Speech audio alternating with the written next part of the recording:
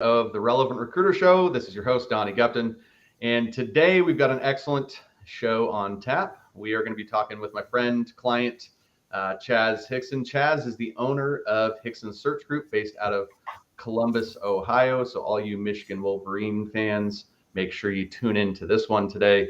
Chaz is a former accountant turned recruiter, and we're going to talk about his story, getting into the recruiting industry, and his story of owning his own, starting and owning his own recruiting firm, and then some of the work that we just recently did together with Chaz and his team. So Chaz, thank you so much for being here today on the Relevant Recruiter Show. Yeah, thanks, Donnie. Appreciate you having me. Yeah. So Chaz, give us a little background. How did you get into the recruiting industry?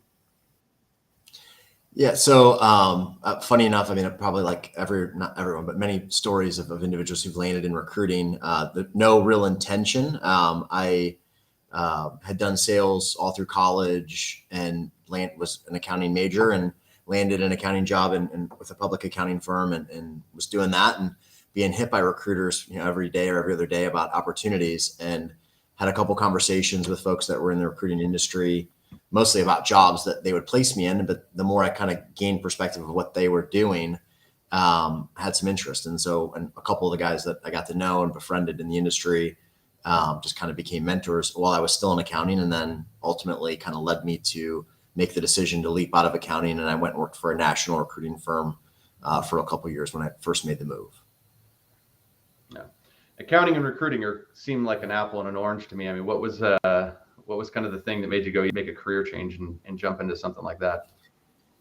I mean, when I think back to like when I was doing it, when I was an accountant, I was never the guy that like loved the spreadsheets, although I still am kind of a data guy and a math guy, but like that was not my like top three things to do. I was like the annoying like 1-year accountant or 2-year accountant who'd like want to be at the client's office, like talking to the CFO about their business and like meeting all the people. Like I love walking the floor and meeting the people. So I think it's just, I think back is like, I really loved the interaction with individuals. I get energy from that. And that, as I made the move, I feel like that's what kind of the aha moment was like, I get to do that all the time and then make money by doing that. The harder I work and the more efficient you work, the more money you can make as a recruiter. Like that was a huge draw. And it kind of pulled from what I did before I got into accounting. So, yeah.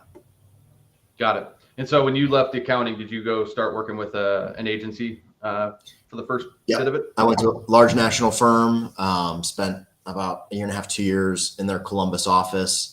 And it was a great leap. And they hired me with a couple other people that were coming from accounting. So I had like a group of, first year staff that were, my team, and we got to work together and grind and kind of, at least make a little name for ourselves in recruiting, but loved it. And then just kind of got to the point where, felt like I enjoyed the space, enjoyed the industry, but, saw that they were a huge firm and had shareholders that were accountable for, and I could probably go somewhere else and make a little bit more of an impact for myself and the people I worked with. So I left, and it would have been like late 2009, I think, when I transitioned out of that firm. And then at that point I started a firm with a friend, and now former business partner, but we had started a firm together that we kind of grew up over the course of time. And I spent about 8 years there doing that. Got it. And then you started Hixen Search Group, what, 2017? Yeah, late 2016, kind of reached a point where we were kind of parting ways, going in different directions as a business with my previous firm. And so January 17, kind of started the launch, and then officially launched back in Columbus in September of 2017. Yep. Okay. Got it. What were some of the biggest challenges you faced when you went from, being a recruiter to then now being an entrepreneur and running your own, recruiting business?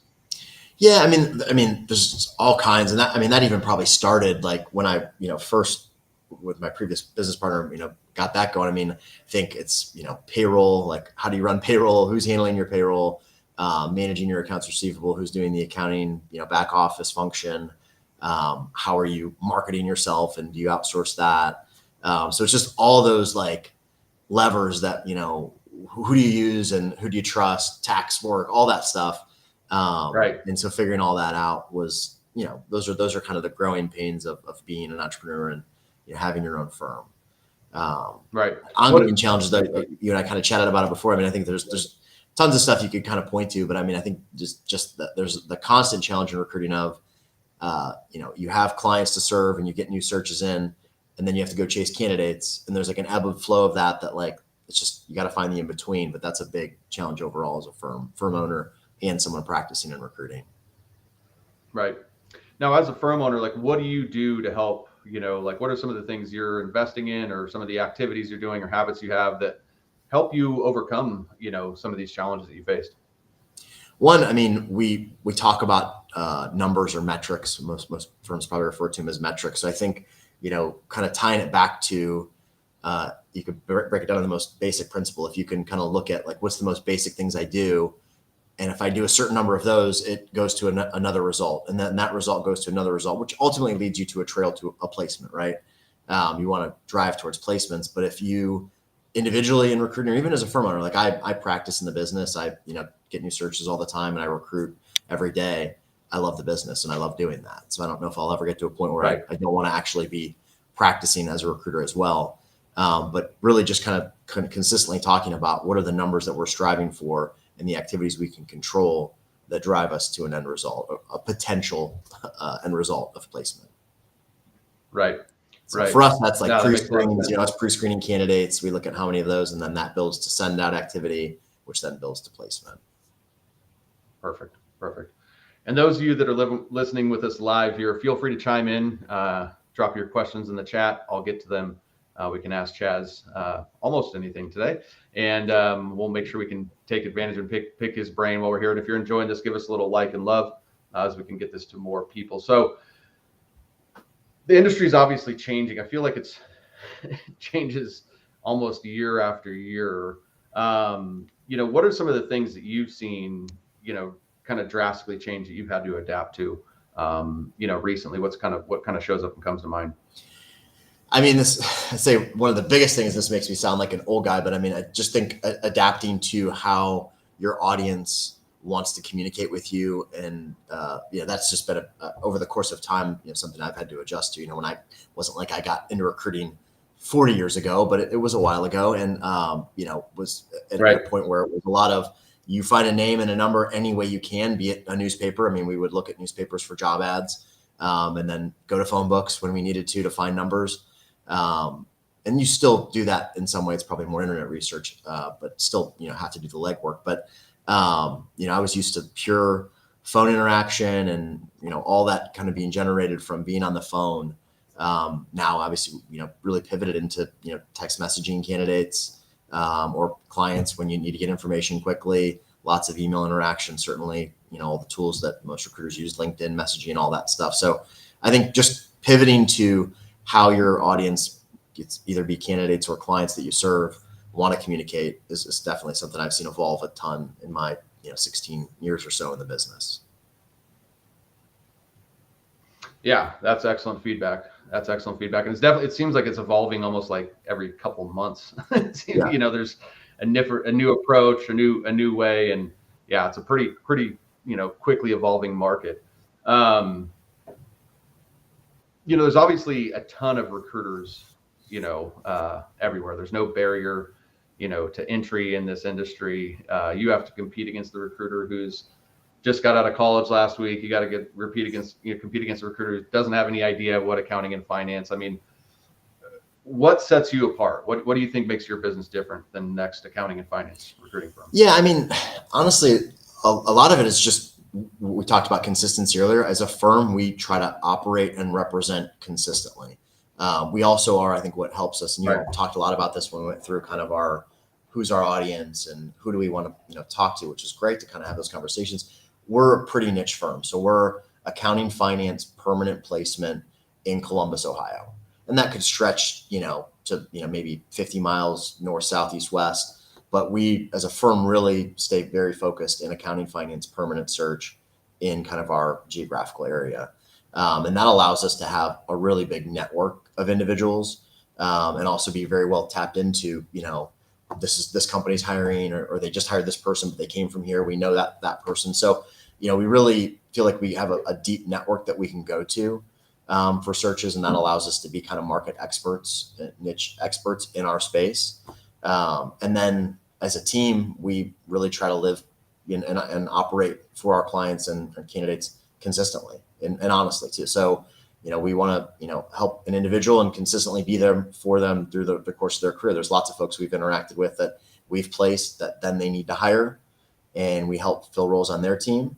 And then 2 years later, maybe the company sells and we place them again. So we're there for our customers and our network consistently. And the guys that are on my team, Dave, Steve, and Blake, I mean, that's how we operate. We really want to be consistently there for our customers. So that, I guess that would be the somewhat short answer to that. Yep. No, I love that. I love that. We just got a comment in there. Go Buckeyes. You got one fan in here today. So Allison, thank you for joining us. Yeah, no, I think that makes a lot of sense. Now, I think this is an important topic. And what is your, I think a lot of recruiting firms, they think of, okay, accounting and finance, but you guys aren't targeting every single company. Like, you're still kind of niched within a niche, right? You guys are elaborate a little bit on that, because I think a lot of people think that, you got to cast the widest net. And I think you really start to show up for certain audiences once you kind of drill in on that. Yeah, I would say, and part of going through that exercise with you through Relevant Recruiter, like helping figure out who are we targeting. I think we knew, but to have an open, honest dialogue about it and what we like and don't like, or who we work best with and don't work best with is good. Truly our customer that we serve, where we feel like we're able to have a good relationship and add the most value, is someone who's, mid-size, but mid-size can be anywhere from, 15, 20 million in revenue up to $1 billion in revenue, depending on how the company's structured and the needs they might have. But, those companies tend to need help. What's comp look like these days? What's a competitive interview process? What's an interview process that will turn people off? So we see a lot of that stuff and can advise on that. Those types of businesses tend to need help there. And so we want that. We want to be more consultative when we work with a company, not just an order taker and filling an open rec and then moving on. We really like to, be value add. So, that we like to serve kind of mid-sized businesses and anything within accounting finance that they might have, that staff accountant, payroll, AP, all the way up to CFO suite type roles. That's where we really work the best. But I do think a big thing, we will definitely work with large companies and work with the tiniest of companies if they have a need in accounting finance. That's still a fit for us, but it does help to kind of know who your target audience is. And then as you take searches on that might not be the exact perfect profile, it's good to know, like, what's your relationship with that company. So some of the big Fortune 500 companies that use us, they may have a couple other vendors engaged, and it's good that's okay. And we'll compete with those individuals and recruit on those roles, but it helps us kind of figure out who are we to them and where do we prioritize and where do we kind of, best fit with them. Yep. No, that's excellent. Kind of transitioning into some of our work, and thank you. Hello, Jessica and Richard here with us today. So thank you for being here. There are a lot of coaches out there, a lot in this industry. I mean, what kind of made you decide to work with me right off the gate? I mean, the easy answer is the network that referred you, right? So we're in my firm, Hixen Search Group's in the American Association of Finance and Accounting. And we've been part of that, or I've been part of that even at my old firm since 2016. It's been a huge network for me. So that association is really targeted at accounting, finance, permanent search firms. A lot of our members have contract staffing and then other divisions. So IT or HR or sales staffing, but that's the organization. Had a ton of value, and we do a lot with through the group there. And I know there are a few firms. I know Talent specifically down in Houston. We're working with you and had found immense success. And we invited you to come speak at the conference, last conference we were at in Dallas, and felt like I kind of resonated honestly with the stuff you were saying and kind of how you felt like you would be able to impact a firm. And that obviously ultimately led me to reach out and chat with you. Excellent. Little shout out to AFA. Those of you who are listening, I know there's one here for sure. Got a shout. So, you talked about some of the challenges, just in the business in general earlier, but what did you kind of identify that was happening with your business that, you viewed as a challenge, or maybe on the flip side of that, that you saw as an opportunity that kind of said, yeah, I want to engage with Donnie to help me overcome that? Yeah, was hearing success stories from even before your session at the Dallas meeting, was, hearing success stories on what automated messaging could do. It's something obviously I've heard about for years. And, one, wasn't really even sure how the mechanics of it worked and how would it fold into our business. And so hearing success stories, but then, hearing a little deeper, it can be valuable if you do it the right way and utilize it in a way that's professional and still has a personal touch. And then, always kind of thinking about content, and exposing ourselves to, just a broader audience. We are, again, very specific in the market we serve and the industry we serve, but we're still not interacting with more than 5% of the potential customers in our own specific little market here in Columbus. So I think just, kind of figuring out, hey, we need to let people know that we're doing good work. And how do we do that on a broader scale? Right. When you're talking about the automation, like how has that impacted your business, up to this point? Obviously, we've only implemented this for a couple months now, but, is that increasing the client phone calls, increasing, the candidate interaction? I mean, how would you articulate that the automation's impacted? I mean, the biggest thing of automation, as I kind of thought about the benefit, is really just the takeaway, I guess I would say I have, is if you implement it right and with thought, it can kind of operate for you while you're still managing the mayhem on a full desk. Like that's right. I shared already as a challenge as a recruiter. You get a new search in and then you have to spend all that time finding candidates, prepping candidates, debriefing, offer acceptance. So the goal is to be very consistent. Like an average recruiter can have a really good month and then fall off for 2 or 3 months. But a really good recruiter, great recruiter, is consistently focused on activities that will get them to a good billing number and will help the broader audience, help their customers and their candidates, right? This automated messaging can kind of supplement that, can continue to keep your foot on the gas, per se, I guess, while you have to focus on other stuff. So it just helps you kind of get your message out to a target audience while you do other work. So I think that's kind of the big takeaway. Value as a firm, within a week of engaging with you and having our first session and kind of learning automated messaging, we had got a response back from a customer we had worked with before. It was a controller at a previous company, but he had made a move to another company. We hadn't talked to him since he made the move. Reached out from one of our messages and said, hey, I'm interested. I have a senior accountant role open. We engaged in the search, and within, I think, 3 weeks, we had filled the job. So it definitely resulted in immediate value.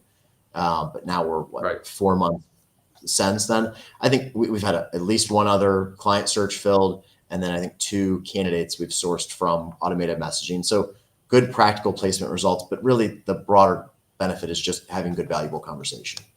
And that's helped us have more good conversations. Even if you're out on vacation for a week, if you structure it right, you could still have, consistent good messaging going on. So it's helpful, very helpful. Yeah. And I love how you bring up the point of, you said it a couple of times, that when you learn how to do it right, and it's really, if you're doing automation right, it should actually help you become more human, not less. Right. Yeah. And I know that's the big pushback on automation is it's going to make me sound tacky or this, that, and the other. And if you've got a good approach with it, it's still effective and obviously works, as we're hearing, but it leverages the heck out of your desk, right? It helps eliminate those revenue gaps. Like you're saying, for us to be the best recruiters are consistent. That's going to help, support with that consistency there. But yeah, I think the common misconception about automation is that's just, you're trying to remove the human element and actually just creating more time to be on the phone with clients and candidates because you have that kind of conversation started going on in the background. So I love that you bring that up. Kind of, we talked about too, for you, like you had kind of like an aha moment, right? Where you realized that, hey, you were kind of sitting on gold as a firm. Kind of talk about that a little bit about, when you had that aha moment about like your brand and what you guys were doing, and just share with the audience, what that was for you. Yeah, I think the aha moment was realizing that because content's such a daunting, to me, maybe not to every person that's a recruiting firm owner, but to me, it's daunting to think about how do I create this content? Like I have to type it out, come up with the ideas, and then make the whole article or blog post, however you want to, be out to your audience. But it just feels daunting. It feels like a big task, and it's like a little ambiguous of what do you do and how do I do it? But having conversations with you and kind of thinking about, where do you pull content, or where could you pull content from? The aha moment was realizing like it's actually just the conversations that your team is having, you and your team are having every day. And if you just spend an extra minute or 30 seconds and reflect back on the conversation, like, I was talking to a candidate, today about interview prep, and, think back to that conversation and what tips did you give that person, or what big questions did they have that you felt like maybe you helped with. That's your content. Your content is the conversations and value that your team is adding throughout every day.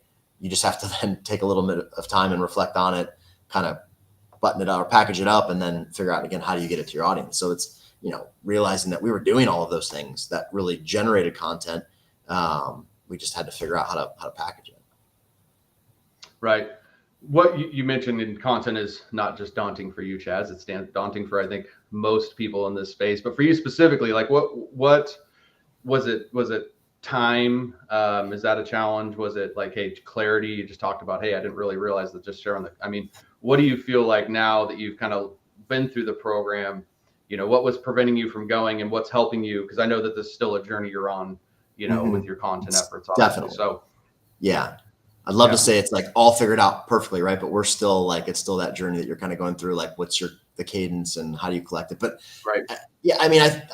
The quick answer would be like, I had previously felt like I didn't have the time, but it's more than that. It's like the time and the uncertainty of what is content. What do people even want to hear? Do they want to hear from me? Do they care? And so that is kind of all that stuff that weighs on you. Like, do they want to hear your messaging, or is there a better message? I think it's easy to overthink content. I talked a lot about that. Like, I'll start writing a draft of something, and it's like, is this even that good? Like, I'll sit on it and come back, but do you really need to do that? Like, it's not going to be better if you wait an hour or 2 hours or 3 days. So I think there's just lots of blocks that kind of get in your head that really were a barrier. But, working with you kind of helped get through that and realize that, like, your audience, if they're your audience, they do want to hear from you. And the work, if you believe the work you're doing, that was kind of, again, what related to the big aha is like, I know my team is kicking butt. We're making great placements. We're having conversations every hour with candidates where we take a consultative approach and try to add value. And we're doing great work. So I believe strongly in that. If we can, relate that to our content, not in an overly cocky way and say, hey, we're the best, but let people know, like, we're here for you and believe we do great work and we'll add value. That's the content right there. Yeah. Yeah. Well, and again, I think there's another thing I want to dive into here, which is, I think this is a challenge for a lot of recruiting firms, right? Is that there's a lot of recruiting firms that are really, really good at the job, like you guys were, right? And where, in my opinion, where the gap was, is you just weren't sharing your successes and your praises and your, you're almost like the best kept secret in the marketplace, right? It's like, hey, we're really good. The only people that know we're really good are the people that we've actually worked with, right? And then now what we're doing is basically just teaching you and showing you how to leverage, what you guys are already doing well.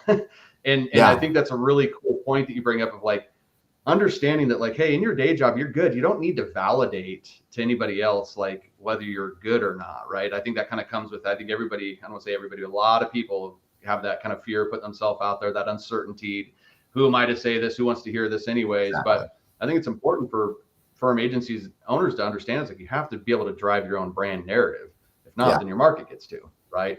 And I think this is the opportunity I've seen with firms out there like yourself, that kill it. And then, well, how am I showcasing that we're making an impact on people's lives in the market, and we're doing a good job at it, So I think that's where the content efforts and you being able to tell the story. And for those of you that are listening that feel like Chaz, it's like, if you feel like you're doing a good job, then you need to start sharing your message.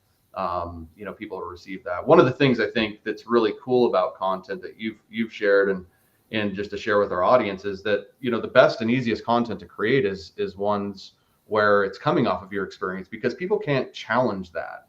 If I said, hey, here's how I just lost 30 pounds, by doing the carnivore diet, you can't challenge my experience, my results, because it's my experience and what I did. But I said, if I came out and I said, here's how you should do it, Well, then that changes some things, right? Well, when you have the experience in the proven track record as a recruiting agency, you can go leverage that and share and tell the story like Chaz has learned to do there. So I appreciate you sharing that, Chaz.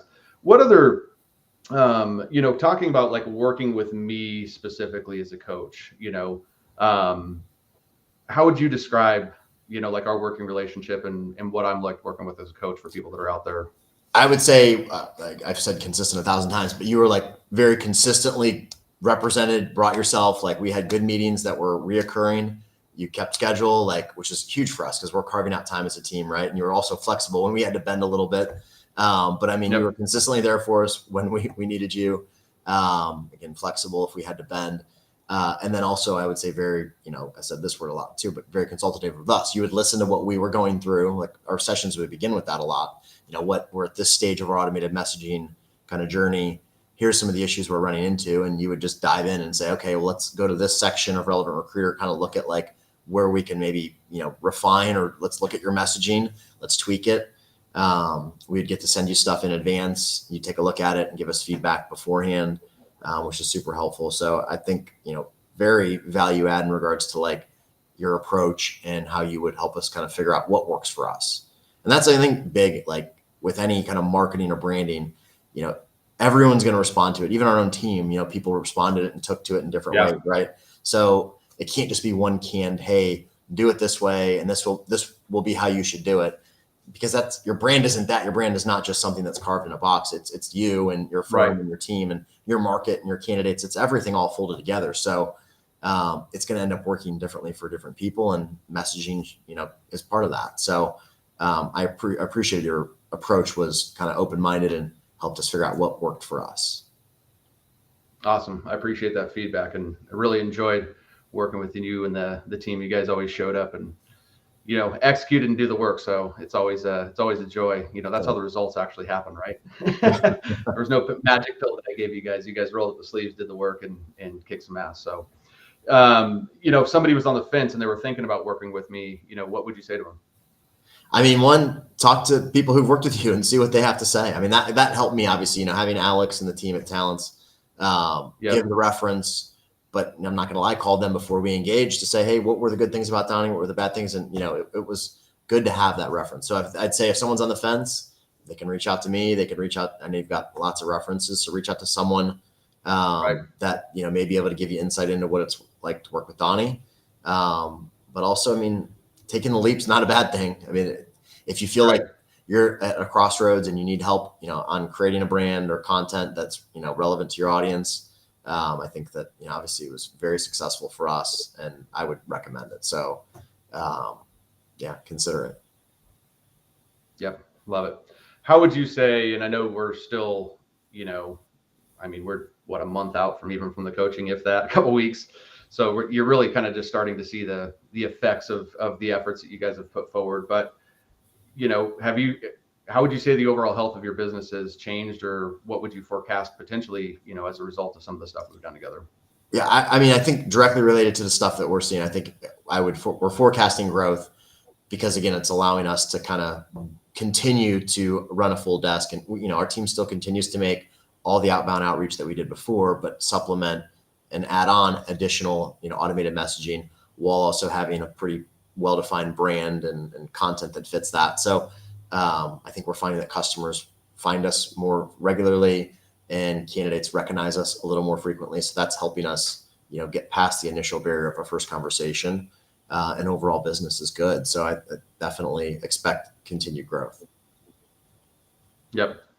I want to touch in the team part, before we wrap up here, but we coached you, we coached the team. How did you get your team to buy into being a content creator, to leveraging these new systems? I mean, because I know that was something that was important to you when we initially talked, was making sure that they were on board with this. It's not just you that implemented this. We did this with the whole team. How did you kind of motivate them and get them on board, and what was their response from it? I think a lot of it is just sharing success. I mean, to be honest, like every member of the team, kind of initial thoughts different. There are people who temperatures I'm really in, or, hey, I'm not sure if this is going to be the right thing. So all of that's okay. And if you're not sure, I think, that's fine with me. I think it's seeing successes and hearing successes, helps people get more motivated, or help them, team kind of get more motivated to buy into the automated messaging and content, at the level that they're comfortable with. So.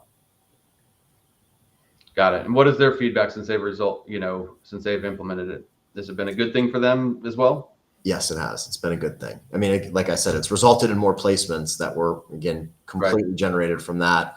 And also, initial feedback from branding content. Again, we're getting a positive response.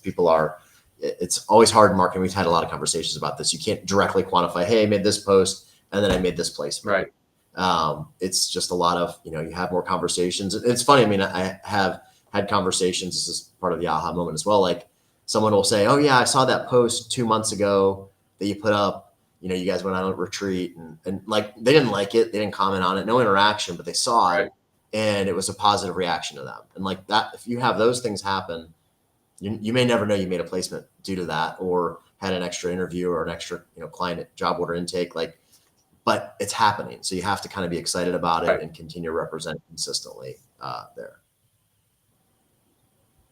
Yeah. Yeah. Awesome, man. Well, I appreciate you sharing. Working with you and Steve and Dave and Blake was awesome. Those are great guys. We appreciate you too, Don. What about you? What's next? What are your future plans for the agency? So we're still growing. I mean, our volume is awesome. It's been a good year so far, but we believe strongly that we're doing good work. We serve our clients really well. We need more people that kind of follow that approach. So we'd love to add at least 1 or 2 more into our perm search practice. And then down the road, we are definitely looking to add a consulting practice focused still on accounting, finance professionals. So it's definitely growth for us.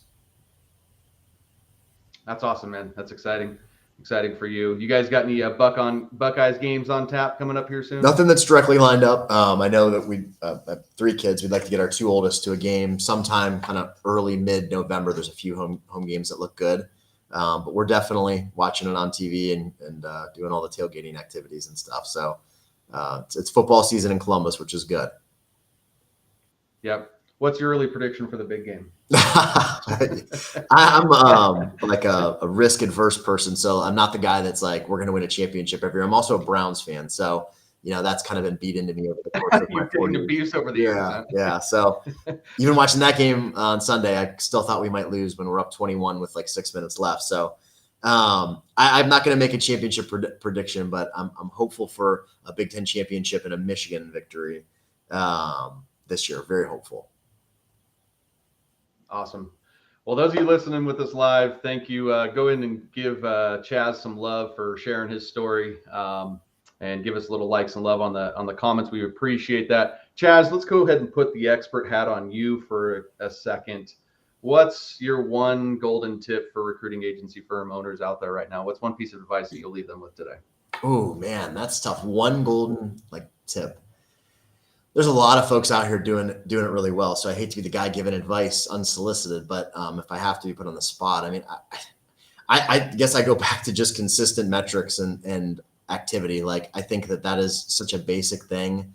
And I think it's easy as a firm owner to kind of get away from that. Like, we're making placements. My team's doing well. They know who to interview. They know how many, times they need to have people interview to make a placement, or they build 200 and they're doing good. I really like, and it's maybe just because I'm a numbers guy, but like being able to break down how many activities, pre-screens, candidate submittals, and send outs does it take to make a placement. I think that's awesome. And that allows you to hire new people, put them in the seat, give them good direction. You want to build this much, do this. So I just go back to kind of my love of metrics if I were to give any kind of golden tip or advice. Your accountant hat goes back on. It does go back on. Yes, it doesn't ever go away altogether. All right. Well, I love it. That's great. Great tip. Ladies and gentlemen, thank you for being here with us today live. You can catch this episode on all podcast channels, iTunes, Spotify, Google, whatever else is out there, wherever else we're at. You can also check it out live on YouTube. And we will be back next week with another live episode with another amazing guest. So thank you for being here, Chaz. I appreciate your time and dropping all the value you did today, my friend. Thanks, Donnie.